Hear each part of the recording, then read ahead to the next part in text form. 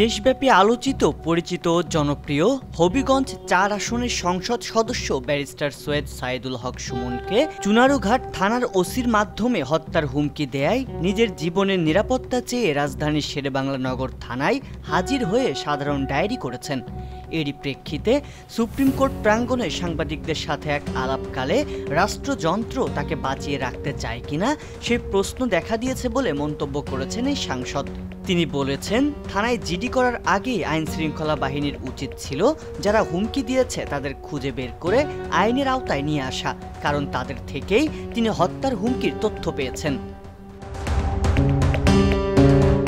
শেরেবাংলা নগর থানায় করা সাধারণ ডায়েরিতে ব্যারিস্টার সুমন উল্লেখ করেছেন, গত ২৭ জুন রাত আনুমানিক ২টার সময় তার নির্বাচনী এলাকার চুনারুঘাট থানার ভারপ্রাপ্ত কর্মকর্তা তার সরকারি মোবাইল ফোন থেকে হোয়াটসঅ্যাপে জানান যে তাকে হত্যার জন্য অজ্ঞাতনামা একটি শক্তিশালী মহল গত ৩ দিন আগে ৪ থেকে ৫ জনের একটি টিম মাঠে নেমেছে। এ কারণে তিনি ব্যারিস্টার সুমনকে রাতে বাইরে বের হতে না করেন এবং সাবধানে থাকার পরামর্শ দেন। অবশ্য কে বা কারা এই হুমকি দিয়েছেন সে বিষয়ে চুনারুঘাট থানার ওসি অপরাধীদের পরিচয় দিতে অস্বীকার জানিয়ে তাকে সাবধান থাকতে বলেন। জিডির একটি কপি সামাজিক যোগাযোগ মাধ্যমে শেয়ার করে সুমন লিখেছিলেন, ভয়টা মৃত্যুর নয়, ভয়টা তার এলাকার মানুষের জন্যে। কি হবে যদি তিনি বেঁচে না থাকেন? প্রশাসন হুমকিদাতাদের খুঁজে বের করে ব্যবস্থা নেবেন বলেও আশা করেন সুমন। তিনি মনে করেন, দুর্নীতিবাজদের বিরুদ্ধে সংসদে সোচ্চার হওয়া এবং কতিপয় দুর্নীতিবাজদের বিরুদ্ধে নিজ উদ্যোগে মামলা করায় তারা ক্ষিপ্ত হয়ে হত্যার হুমকি দিয়ে থাকতে পারে।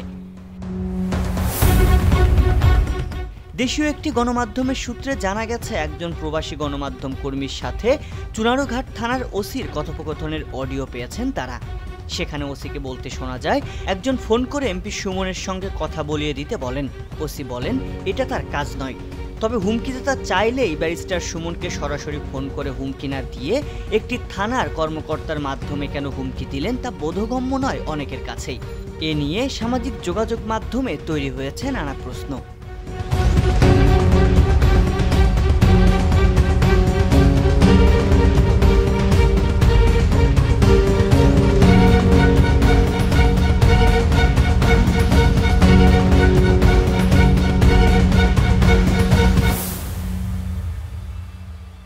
সংবাদ, ফিচার ও অনুষ্ঠানের জন্য ভিজিট করুন সংবাদ প্রকাশের ওয়েবসাইট এবং যুক্ত থাকুন ফেসবুক পেজ ও ইউটিউব চ্যানেলের সঙ্গে।